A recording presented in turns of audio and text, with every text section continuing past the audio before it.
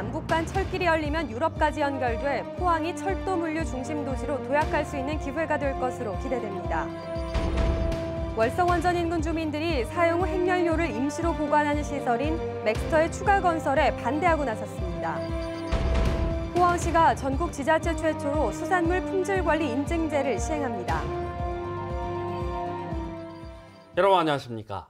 남북 경제 협력이 본격화되면 지역 경제에 어떤 영향을 미칠지 분석해보는 연속 기획 두 번째 순서입니다. 북한이 철길을 열어주면 한반도에서 유럽 대륙까지 이어지는 철의 실크로드가 탄생하게 됩니다. 동해선이 지나는 포항은 교통오지에서 벗어나 철도 물류 중심 도시로 도약할 수 있는 기회를 맞게 될 것으로 기대됩니다. 이규설 기자입니다. 독일차 BMW가 올해부터 사용하겠다고 발표한 유라시아 물류망입니다. 독일 바이에른주에서 시베리아 철도를 거친 뒤 핫산 기점에서 다시 남으로 내려와 중국 다롄 인근 잉커우항에서 배로 부산항으로 가게 됩니다. 유라시아 물류망을 이용하면 기존 해상 수송 기간 60일보다 무려 25일을 단축할 수 있습니다. 그런데 이 물류가 시베리아 횡단철도 핫산 기점에서 북한 나진을 거쳐 동해선을 타고 바로 내려오게 되면 독일에서 포항까지 보름이면 닿을 수 있습니다. 그야말로 물류 혁신이 일어나는 겁니다. 길이 열리고 앞으로 한북러 경제 협력이 활발해지면 포스코와 삼성, LG 등 경북에 생산지를 둔 기업들이 유라시아 물류망을 적극 이용할 것으로 기대됩니다. Потому что этот регион занимает важное место в логистической системе не только России, но и всей Северо-Восточной Азии. В последнее время уделяется большое внимание надеждам не только президента Путина, но и России по возрождению проекта Хасан-Раджин. 하지만 풀어야 할 과제도 산적해 있습니다. 우선 끊겨 있는 동해 북부선 강릉 제진 간 104.6km 구간을 복원해야 하고 동해 중부선 영덕 삼척 구간은 2020년이 돼야 완공됩니다. 대륙철도의 대부분 노선은 시베리아 횡단철도를 이용해야 하는데 러시아와 협력을 이끌어내야 하고 우리 지역에서 러시아와 유럽으로 가는 물류가 충분한지 철도 운송이 경제적인지도 꼼꼼히 따져봐야 합니다. 한반도 종단철도와 시베리아 횡단철도를 연계하는 운송 상품 개발에도 뛰어들어야 될 뿐만 아니라 해운, 철도, 육로를 잇는 유라시아 복합 상품 개발에도 적극 나서야 할 것이라고 생각합니다. 한반도에서 유럽 대륙까지 철의 실크로드가 곧 열리게 됩니다. 이 기회를 지역 발전의 계기로 활용하기 위해서는 장기적 안목을 가지고 체계적으로 준비해야 합니다. MBC 뉴스 이규설입니다. 허대만 더불어민주당 포항시장 예비후보는 남북 정상회담을 계기로 신북방 경제시대가 찾아온다며 포항이 거점이 되도록 준비하겠다고 밝혔습니다. 허대만 후보는 지난 2014년 북한 나진에서 러시아 유연탄을 포항으로 운송해 시간과 비용을 절감했다며 남북 관계가 개선되면 러시아와 중국 동북 3성의 화물과 여행객을 유치하는 등 포항을 북방 경제의 중심으로 만들겠다고 공약했습니다.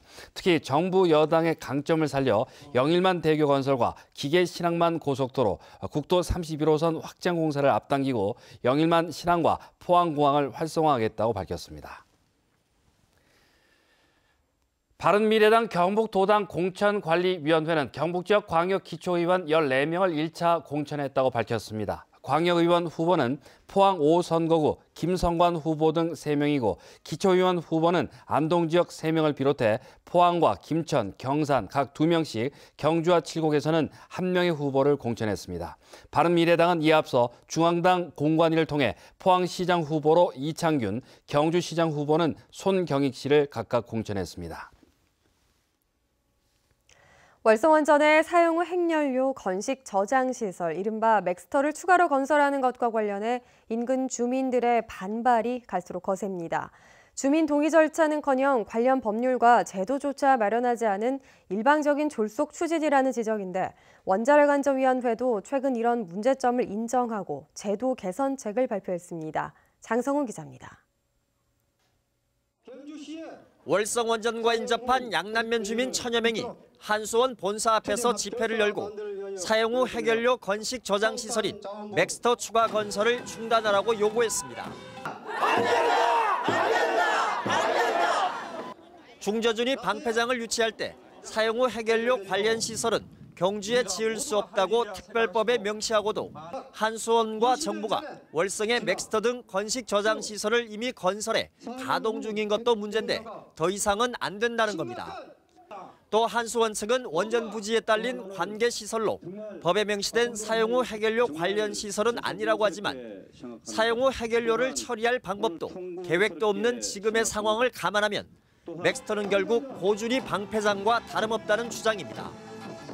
더구나 주민 동의 절차와 관련 법률조차 마련되지 않은 채 맥스터 건설을 추진하는 건 원전 정책에 대한 국민적 신뢰를 무너뜨리는 잘못된 관행이라며 사용 후 해결료 처리와 관련한 안전규제 로드맵을 서둘러 제시할 것을 정부에 요구했습니다.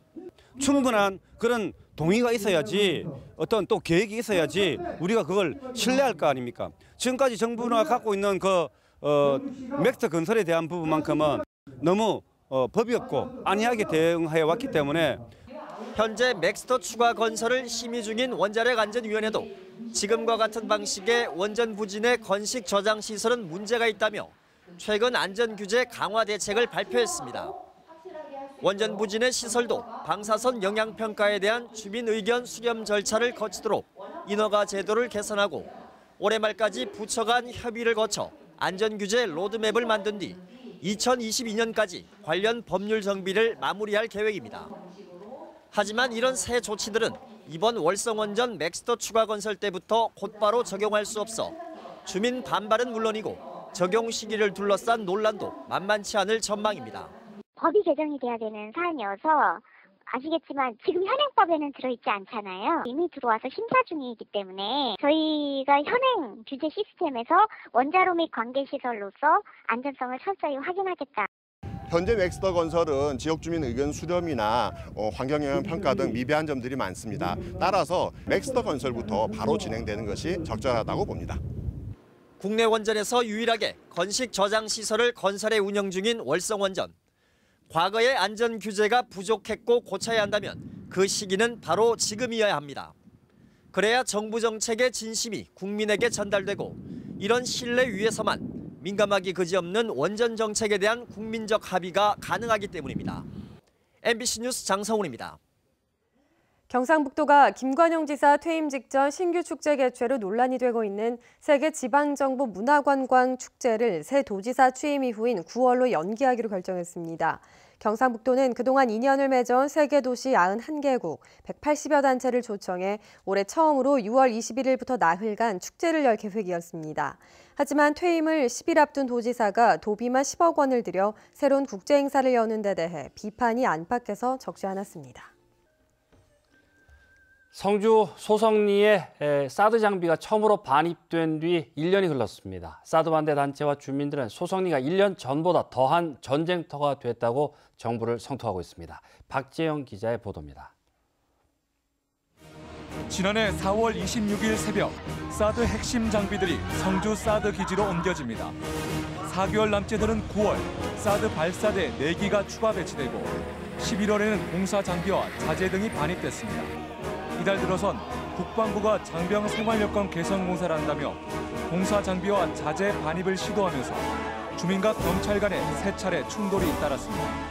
이 과정에서 주민과 경찰 등 수십 명이 크고 작은 부상을 당했습니다.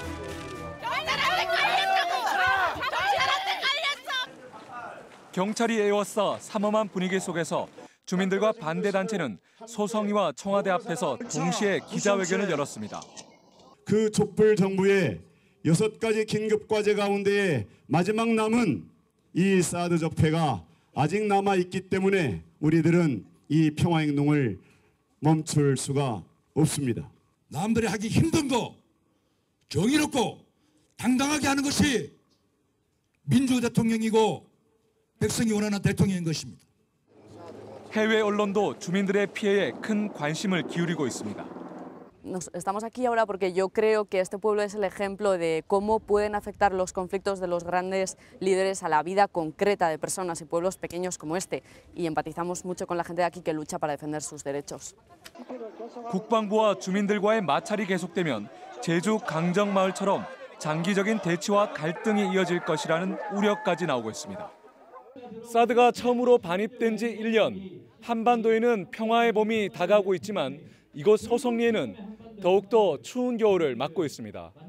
MBC 뉴스 박재영입니다. 포항시는 전국 지자체 최초로 수산물 품질관리 인증제를 시행합니다. 포항시는 현행 식품위생법상 단순 건조 수산물은 식품 안전 기준이 없지만 포항에서 생산되는 과메기, 마른 김, 마른 오징어 등 1차 가공식품에 대한 품질 인증을 통해 수산물의 안정성을 높인다는 방침입니다. 이를 위해 포항시는 생산시설의 위생 상태 확인을 비롯해 일반 세균, 대장균과 기타 위해요소 검사, 생산자 실명제 시행 여부 등에 대한 엄격한 기준을 통과한 수산물 가공업체에 품질 인증 승인서를 배포하기로 했습니다. 자유한국당 경북도지사 후보인 이철호 의원은 경북 역사 이래 최대 문화관광 활성화 정책을 추진하겠다고 밝혔습니다. 구체적으로 경주에 자리 잡고 있는 경북관광공사를 확대 개편하는 한편 경주의 옛 모습을 재현하고 동해안 관광자원과 연계한 명품 관광 상품 개발에 나서겠다고 약속했습니다. 경북교육감 후보들의 선거자금 모금용 펀드 출시가 잇따르고 있습니다. 이찬규 후보는 총 10억 원을 목표로 다음 달 10일까지 펀드 모금을 진행하고 선거가 끝난 8월에 연 2% 이자를 더해 상환하겠다고 밝혔습니다. 앞서 임종식 후보도 법정 선거 비용 상한액인 15억 원을 목표로 펀드 모금을 시작했고 안상섭 후보는 후보들 중 가장 빠른 2월에 펀드를 출시해 이미 10억 원 넘게 모금하는 등 선거 펀드 운영이 활기를 띠고 있습니다. 세계적인 의료기업 지멘스 헬시니어스가 포항에 2022년까지 186억 원을 투자합니다. 지난 2008년 포항 테크노파크 2벤처동에 생산시설을 마련한 지멘스 헬시니어스는 2022년까지 3벤처동과 5벤처동에 추가로 투자해 60여 명의 인력을 신규 고용할 예정입니다. 지멘스 헬시니어스는 의료기기 부품을 생산해 전량 미국에 수출하고 있으며 우리나라에는 2개 연구소와 포항, 경주, 성남 3곳의 사업장이 있습니다. 아시아태평양 이론물리센터는 오늘 대전에서 열린 한국물리학회에서 서대문 자연사박물관 이강환 관장과 송민령 카이스트 뇌과학 박사, 한국천문연구원 황정아 박사를 초청해 올해 과학도서 저자 강연을 가졌습니다. 아태이론물리센터는 과학 콘텐츠 창출과 독서문화 활성화를 위해 지난 2005년부터 우수과학도서를 선정했으며 매년 10건의 우수과학도서 강연회를 펴고 있습니다. 오늘은 비구름이 걷히고 맑고 쾌청한 날씨를 보였습니다. 내일도 맑고 낮 최고 기온이 20도를 넘어 봄을 즐기기 좋겠습니다. 안수진 기상캐스터입니다. 오늘 맑은 하늘에 낮 기온 20도 가까이 오르면서 야외 활동 즐기시기 좋았습니다. 내일도 맑은 하늘 보이겠고요. 낮 기온 21도에서 24도 분포를 보이면서 따스한 날씨가 이어지겠습니다. 다만 아침 기온은 오늘보다 더 떨어지겠는데요. 낮과 밤의 일교차 경주가 21도로 크게 나겠고 그 외 지역들도 13도에서 14도까지 벌어지겠습니다. 체온 조절을 위한 겉옷은 꼭 챙겨주시기 바랍니다. 날이 맑아지며 걱정되는 게 바로 미세먼지 농도죠. 다행히 내일 미세먼지 농도 보통에서 좋음 수준으로 공기의 질이 깨끗하겠습니다. 자세한 내일 날씨 알아보겠습니다. 내일 대체로 맑다가 오후부터 구름 많아지겠습니다. 아침 기온 3도에서 9도, 낮 기온은 21도에서 24도입니다. 울릉도와 독도의 하늘도 오후부터 구름 많아지겠습니다. 아침 기온 울릉도와 독도 10도, 낮이 되면 울릉도 19도, 독도 15도입니다. 동해 남부 먼바다에는 구름 조금 지나겠고 그 외 동해상은 맑겠습니다. 바다의 물결 동해 중부 해상과 남부 해상에서 최고 2.5m로 일겠습니다. 4월 마지막 주까지는 맑은 하늘에 평년과 비슷하거나 조금 높은 기온 분포를 보이겠습니다. 날씨였습니다. 대구 문화예술회관 소장작품 순회전이 오늘부터 한 달 동안 경주 예술의 전당에서 개최됩니다. 색으로 말하다란 주제로 열리는 이번 전시회에는 색감이 뚜렷한 회화와 판화 그리고 설치 작품 등 37점이 전시되고 하루 2차례 작품 설명도 곁들여집니다. 경주문화재단은 또 문화가 있는 날을 맞아 한수원과 함께 이화의 슌지 영화 러브레터의 명장면과 OST를 라이브로 연주하는 콘서트를 오늘 저녁 8시 예술의 전당에서 개최했습니다. 경주 동궁원이 꽃단장을 하고 봄 관광객을 불러들이고 있습니다. 버드파크와 식물원 등으로 구성된 동궁원은 붉고 노란 튤립 만여 본이 만개해 어린이를 중심으로 한 관광객들에게 새로운 볼거리와 사진 배경을 제공하고 있습니다. 지난 2013년 9월 개장한 동궁원은 지금까지 185만여 명, 하루 평균 1,100여 명이 찾고 있는데 요즘은 유치원생과 초등학생이 체험학습장으로 많이 활용하고 있습니다. 네, 이상으로 포항 MBC 뉴스데스크로 마치겠습니다. 여러분 고맙습니다.